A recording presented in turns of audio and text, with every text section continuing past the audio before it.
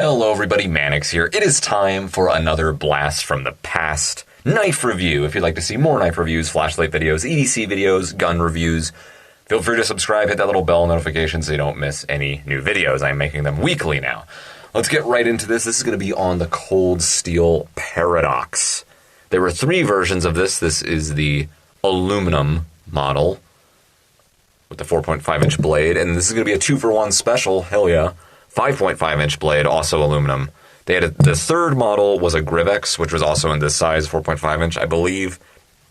Maybe it was slightly smaller. I can't remember. Who cares? But these are the two I'm going to show you, the two aluminum, the fancy models, pretty much. The Grivex model, if it was this exact size, it just happened to have Grivex handles instead of aluminum, but it worked exactly the same. Anyway, I happened to get two of these new in box a few months ago, and I figured to just do a review of them. They're pretty tricky to find. You don't see them very often. They're not exactly the most sought after knives. If you've never seen one of these before, you're going to be kind of confused what was just going on there. But essentially, they're a lot like balisongs. Butterfly knives with two handles. Think of the Benchmade Model 42 or any of the Benchmade model balisongs that look kind of like this with these style handles with the holes in them. They have two handles, and they open the same way in the same direction. However, they function completely differently. These Paradoxes have these custom slip joint, as you can see right there. I don't know exactly how they work, but these bars you're seeing, which I'm assuming is made of stainless steel, they appear to be bead blasted. They're very cool looking, actually. But they're long, big ol' slip joints. So kind of like lockbacks almost, but with no actual notch or locking mechanism. They have pressure in there, and they keep the handles and the blade and everything in place with the torsion pressure. They don't lock in place, it's just pressure that holds them in there. Once it's open though, just like a balisong, once you have that grip and you have those handles clenched together, it's not going anywhere. It's an extremely strong locking mechanism, arguably the strongest in the world, I will say. You heard that correctly. Not the Paradoxes specifically, but the balisong, the butterfly style knife with these two handles that open, full 180 degrees like that. It's, I argue it's the strongest locking mechanism in the world, one or two, but inherently it's just such a strong locking mechanism because there's absolutely nowhere for the blade to go. Essentially how the lock works with either a butterfly knife balisong or these Paradoxes right here, this bite handle, let's call it the handle where the cutting edge is facing toward, is stopped dead in its tracks by the other handle, which happens to have a stainless steel backspacer right there, which sort of converts into the torsion bar, as you can see right there, the slip joint, let's just say, that keeps it swung in place like that. The pressure springs it into place, so to speak. And then the steel is stopped on the other steel, which is moving that way. They're both sandwiched together. And not only that, but your grip helps enforce that lock. So not only is the pressure trying to make them want to suck back in, you're also holding it in place. Kind of think of like a frame lock almost. Your grip also enforces the locking mechanism and makes it a little bit stronger. It's like that, but you're pinching them together. So again, balisongs do this as well as these Paradoxes. It's just extremely strong. The blade can't go either way because it's all just sandwiched together. It's a very ingenious design, extremely strong. So why aren't they used more often? It's just a very technical, tricky knife to manipulate and open. You can get really fast with them, but no matter how fast you are with a butterfly knife or balisong, they're just not going to be as fast as a single-handled knife that you just flick open with your thumb. That's just how it is. I love balisongs, I love butterfly knives, but as far as actually deploying them, they're just slower. I don't mind carrying a balisong, but here's the whole kicker. Here's where the whole pitch and the whole design came from for these Paradoxes. The reason they open so funkily like this with the slip joints in there. They're legal balisongs, so to speak. They're not technically balisongs. Balisongs would be able to swing around freely. These can't. They're much more stiff because of the mechanisms in the handle. So it just snaps in there with authority. So you can't freely swing these around. There are people who have modified these to do so. I don't know exactly how it's done. I think they grind away the slip joints. I don't know how they do it. Don't quote me on it. But basically there is a way you can modify these, but you're going to need to do some heavy work right there. It's not an easy mod as far as I understand. I don't want to do that with these, but it's interesting. But anyway, basically they're just much, much more stiff to open up. So they're legal. They're technically not balisongs. They're just really, really slow. These are both absolutely beautiful knives. This is massive, by the way. They're big. They're both big. 4.5-inch blade. Damn. Big blade on there, but this one's even bigger, 5.5-inch. If you know Cold Steel, they like their big knives, so these are the two models right here. I don't know what they retailed offhand, but they're long gone now. They haven't made these in a long time. I don't think they were terribly popular. They weren't huge hits or anything. They weren't unpopular either, but there's a reason they stopped making them. Cold Steel no longer makes anything like these. Currently, as of mid-late 2022, they haven't made anything like the Paradox since. They're supposed to be legal balisongs. Folding knives you can carry in places where butterfly knives are illegal. Why are they illegal? It's just ridiculous old reasons that are outdated now. They're no more dangerous than typical single-handled folders, unless you're talking about to the user, I suppose, but regardless. That's pretty much the idea behind these knives. They're very beautiful. They're very functional when they're in hand, when you're holding them. I mean, they're not the most comfortable or anything. They're very versatile designs, but you can grip them in pretty much any position. Reverse grip, you'll be just fine right there. Big old, I love these blades. I believe they look hollow ground to me. It's a leaf shape. I'm going to call it a spear point, but I like how they kind of protrude outward a little bit and then pinch back in towards the tip. They're going to be pretty good for slicing. They're very actually functional blades. Very beautiful, very simple knives. Pretty heavy, but not too heavy. I mean, let's weigh them. Why not? Specs on these is before I weigh them. Handle length. On the 24P right here, that's the small version, the 4.5-inch blade. The model is called the 24P. 5.25-inch handle, and again, 4.5-inch blade, making it an overall length of 9.75 inches. On big boy right here, the 24PA, 5.5-inch blade, 6.375-inch handle, making the overall length 11.875 inches. They both have 60-61 aluminum handles. They both have AUS 8A blade steels. They are satin finished. So let's close this sucker up. This guy. Let's weigh these bastards. Now let's guess. I have no idea what this weighs actually. 5.6 ounces? Ooh, 5.47. I swear to God, I did not weigh this off camera. I was just guessing. So close. 0.12 off. Yikes. All right, about this guy. 7.4. 8.02. So it's a lot more off on that one.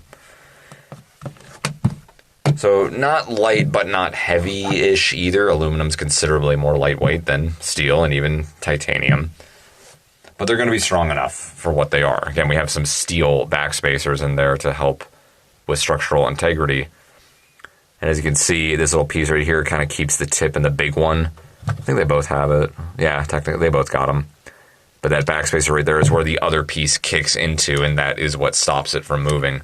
The way the mechanics are designed, the first handle, the safe handle, I should say, where the spine of the blade is facing towards opens first, tongue-tied, and then the bite handle. Same thing with the small guy right here.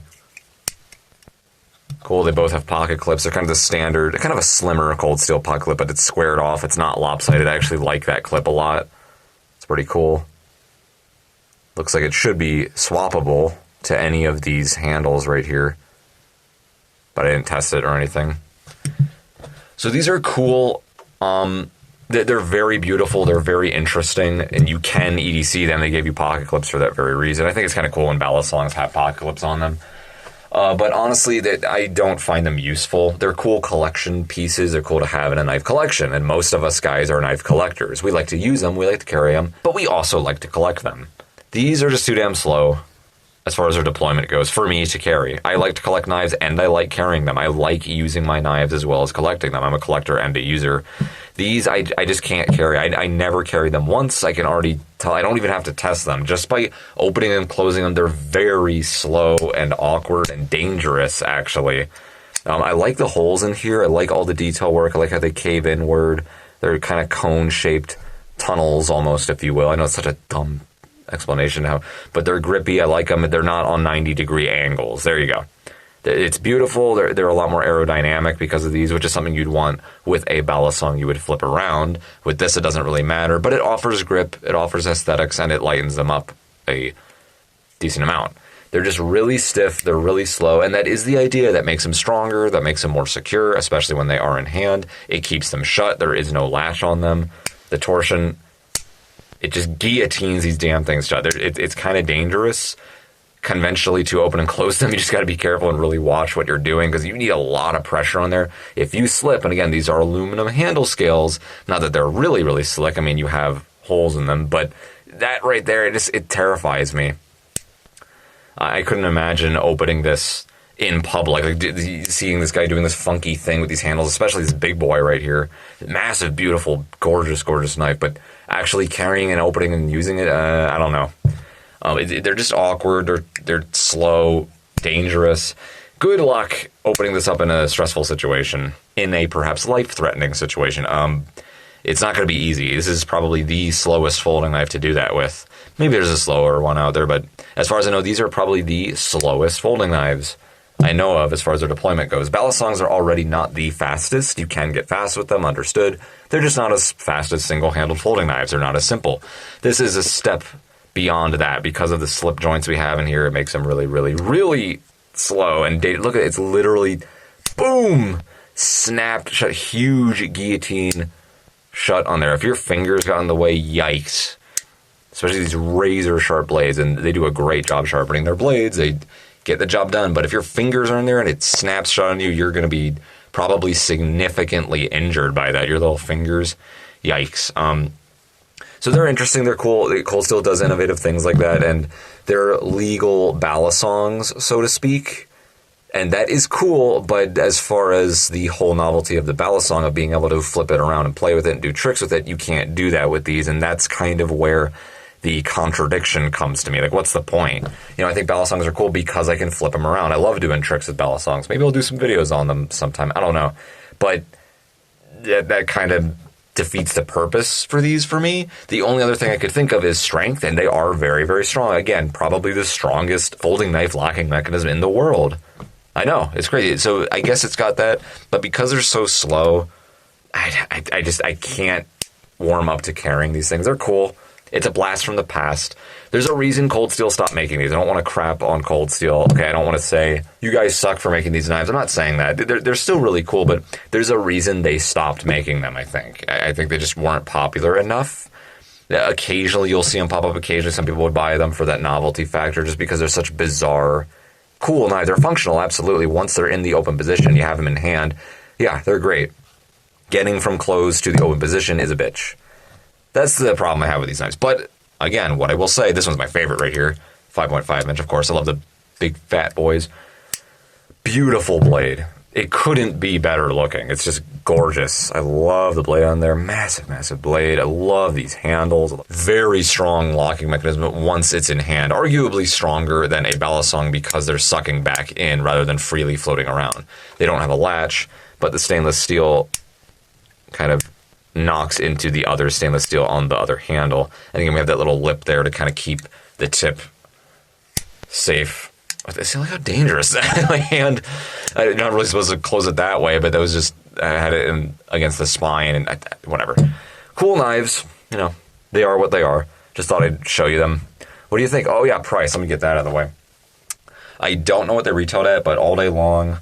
I shouldn't even say all day long because they're kind of bizarre. I've seen these go for as low as $120 new. I've seen them go as high as $300 and higher.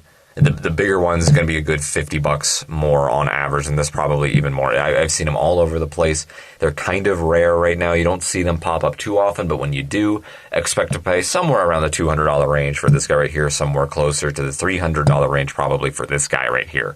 It just depends on where you find them. And that's talking new in box. If they're used, you're probably going to pay significantly less. New, you're gonna be paying a lot because again, as these get destroyed, as these get lost, as these get damaged and used, even normal wear and tear, there's going to be less and less new paradoxes. They're going to get even more rare, and they're already rare. A new in box paradox is already rare. A used paradox is already kind of rare. So they're just going to keep going up and up and up in price, most likely, despite not being exactly sought after. They are very rare and interesting, and there is a market for them. It's not a very big one, but it's there. So anyway, that is the Cold Steel Paradox, both the aluminum models. Comment below what you think. Feel free to subscribe if you want to see more videos. If you have any knife review requests, let me know. I'll keep it in mind. I'm trying to figure out a way to showcase these. Get a picture of them. But anyway, thanks for watching.